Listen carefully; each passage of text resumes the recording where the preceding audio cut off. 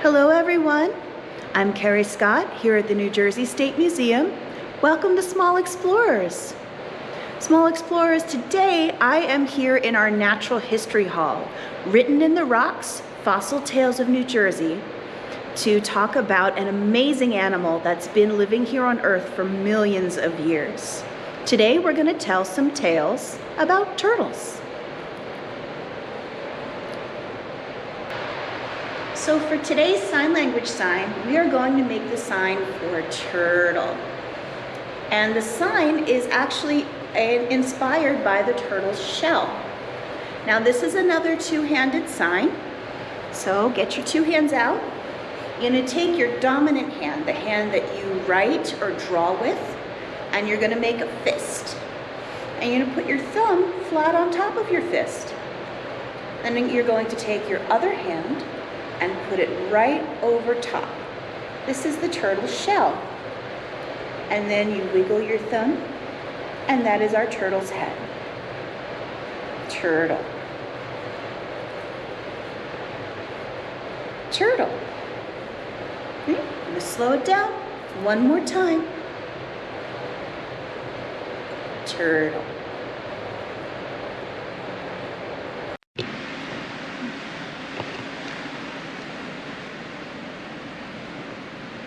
So here at the State Museum, we have a wonderful collection of turtle fossils, turtle shells, turtle models. Small Explorers, these are just a few of the different types of turtles that you can find in New Jersey today. So we have our salt marsh turtle, our northern red-bellied cooter. Let's take a look around the other side.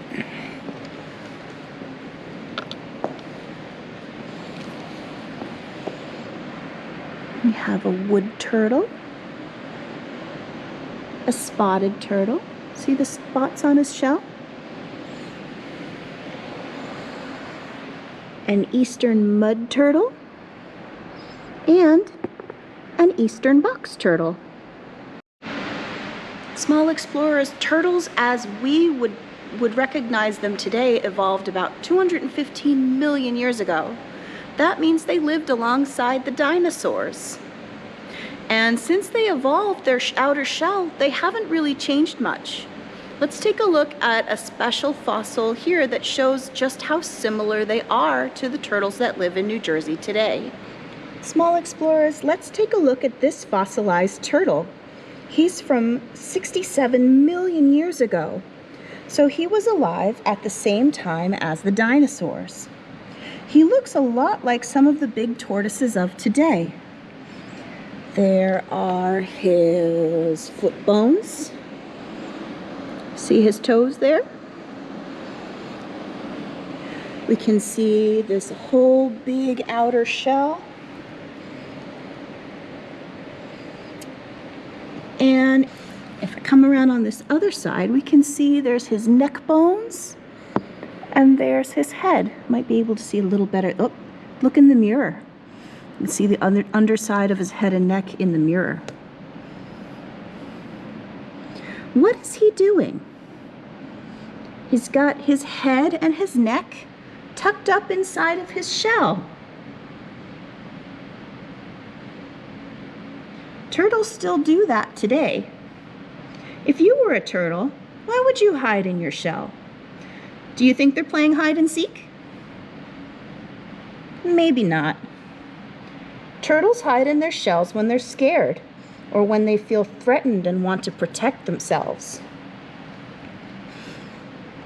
Let's take a really close look inside a couple of these shells. Now this one in the case is from a turtle called a red-eared slider, and the shell that I'm holding is from a box turtle. We took a look at box turtles earlier. Take a look. What is that ridged part inside the shell? See that? Inside both shells, there's a ridged part in the middle. That is actually the turtle's backbone, their spinal column. Small Explorers, can you find your backbone? Reach around behind you and find it. It's running up and down the middle of your back. Our backbones are flexible and bendy. Let's move around a bit. Flexible, flexible backbone, but I bet your backbone is more flexible than mine. So we can move and bend and twist, but the turtle's backbone is actually attached to its shell. They can't move their backbone around at all. And in fact, a turtle's shell is part of its skeleton. They wear part of their skeleton on the outside.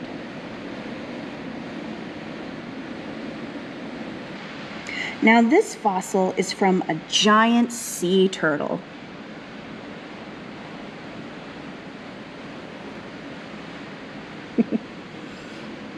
This turtle was probably much bigger than a person. This is just one arm bone. But look at it closely. It's split in half. This turtle bone has a very cool story about how it was found and put together. And to tell you the story, I'd like to introduce you to Dr. Dave Paris, who's a paleontologist and our natural history curator here at the New Jersey State Museum. All right. So, small explorers, I would like to introduce you to a friend of mine from the museum. This is Dr. David Paris. He's the curator of the Natural History Hall where all of our fossils are kept. So there is one very special turtle fossil in with the ones that I showed you during our tour. And that fossil has a very, very cool story that I would like to ask you about, Dr. Paris. Oh, yeah, it's one of my favorite stories too. And I always tell people, if you hang around a museum or you work in a museum long enough, you get some great stories to tell people. And that special bone, it started out kind of like this. Let me tell you a little bit about the bones. That bone is called a humerus bone. I've got one right here. You can just barely see it because it isn't really very big. The humerus is in your upper arm. It's right here. This bone right here? That's the bone right there. And a turtle, of course, it's in the front leg. It's part of the front leg of the turtle. And it's easy to recognize. I mean, the first thing you recognize about a turtle is its shell, right? They're really incredible animals. In fact, if you're a paleontologist like I am, you probably think they're the most strange animals that really ever lived. But they're still around and they're all over the place in many different places. Anyway, when you look at a humerus, it's got a little end on it, it's got a ball on it, and that fits in the shoulder. And then the other end looks kind of like a little fan, and that tells you it's a turtle. But they look different for different types of turtles that live in different places. This doesn't look like a really big bone, but it's actually a pretty good sized turtle. It'd be a turtle just about like that, just about like your monitor screen. And it's a red-bellied turtle. That's a really good turtle to study here in New Jersey, where it's a very important turtle in ponds and rivers. But lots of turtles live in the oceans and seas. And sometimes, because they kind of swim through the water, their humerus is quite big. And some of those turtles get really huge too. The bone that we were looking at in the gallery, the one that was split in half, how big of a turtle did that belong to? Oh, I don't know, really. We can only guess, but if you can imagine this one magnified, changed many times its size, you get an idea of that. And we can only guess. The way that we showed it there in the Natural History Hall, it's many times bigger than a man like me. That's probably the best guess that we've got. Wow. But the story, of course, of how that we got that bone is really, really interesting. I'd love to hear it. One day, about 10 years ago, this man came into my office, Greg Harple. He was a man from Pennsylvania who liked to collect fossils in New Jersey. And he had a great big clunker of a bone, about the size of both my fists put together. And he said, "Can you tell me what this is?" He said, I just don't recognize it. I said, oh, that's part of the humerus, the turtle. That's this end that looks kind of like a fan or a teardrop. I said, from where you got it, it would be 70 million years old. That's the time of the dinosaurs. But this was in the seas and the oceans. And then he said the magic words. Do you want it? I said, yeah, I want it.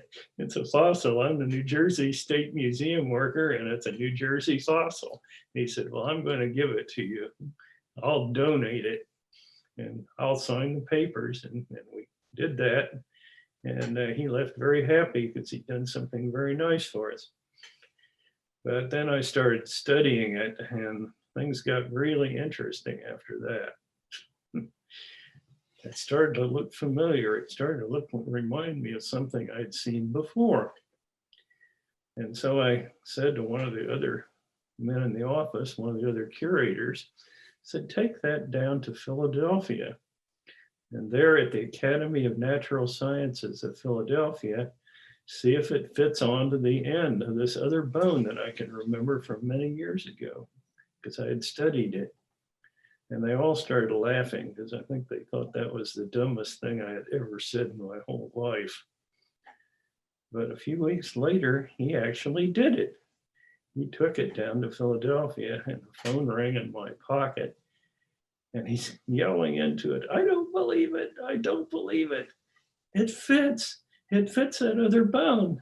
They're the same bone. I had one end of it already, and they had the other end. And I told him it's much more interesting than that. It's interesting because that other one was found over 100 years ago and probably almost 200 years ago. Oh. It was described by two famous scientists, two of the most famous paleontologists in history.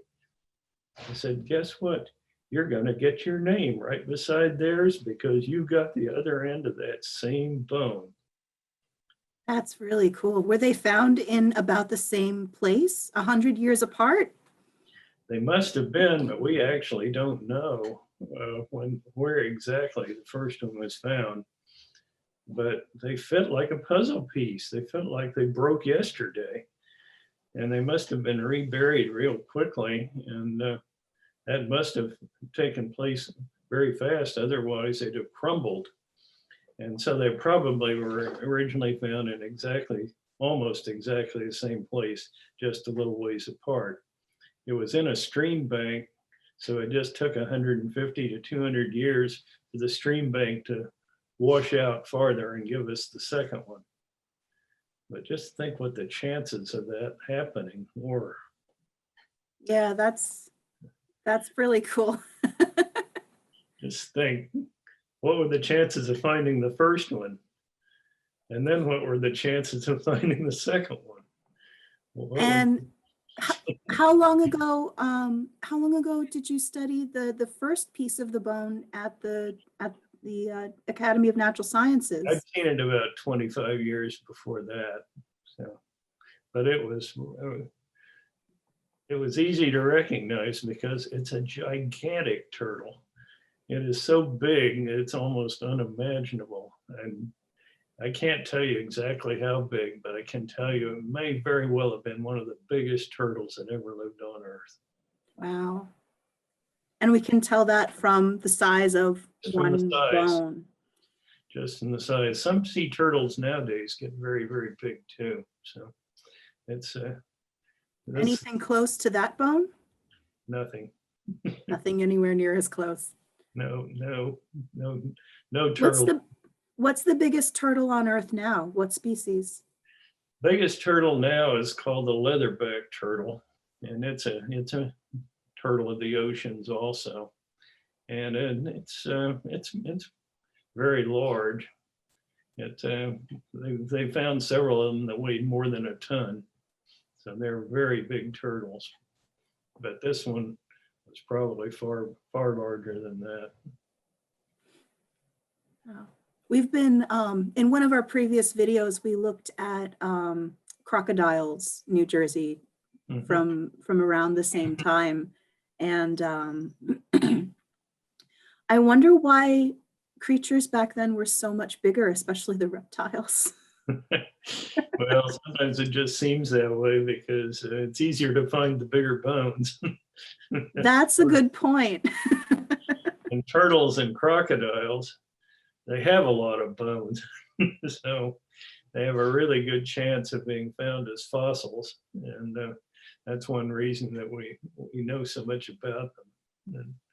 And you think about it with a turtle, its biggest single bone is actually on the outside of its body and really easy to recognize. Almost anybody can recognize a turtle. Yeah, they're pretty distinctive, and they've been around for so long. That seems to be a shape that has worked well.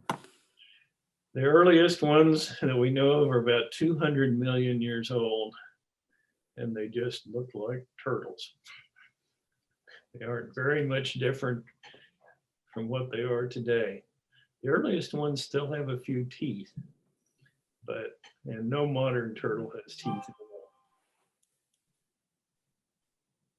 all. All right, so Dr. Paris, thank you so much for joining me today and for teaching us a little bit more about prehistoric turtles and about this incredible discovery, two halves of the same bone discovered 100, 200 years apart. That's amazing. Hello, explorers. I am out at the Delaware Canal Trail, just outside of Trenton. Here is I'm standing between the canal and the Delaware River. Here we go, canal, river. And there's no one around right now, so I wanted to show you this place because it is a habitat for turtles, quite a lot of them. Later this spring, they're gonna start coming out of hibernation. They hibernate during winter. That means that they sleep most of the winter. They slow down even more, and they bury themselves in the mud, kind of like bears do, only in the mud and not in caves. So as the weather warms up later in March, they're gonna begin to emerge, and we'll see them all over the canal here. There are sunken logs and rocks that the turtles like to sit on to sun themselves in order to warm themselves up and regulate their body temperature. If you saw our video on crocodiles, we talked about crocodiles being reptiles with bony plates in their hide called scutes. And turtles are also reptiles, and their shell has plates on it, different plates, also called scutes, that absorb the sun's heat and help regulate their temperature because they're cold-blooded. So if you visit a place with a pond or a gently flowing water like our canal, you're probably going to see a lot of turtles late in the spring and all throughout the summer. Give them their space, admire them from a distance, definitely take a look, but please don't touch or bother them. Let them go about their business and enjoy the nice weather and enjoy sunning themselves. So I just wanted to show you guys that real quick. I will see you back at the museum. Small explorers, thank you so much for joining me today. And remember, you matter and your family matters. So stay safe and keep learning. I'll see you next time.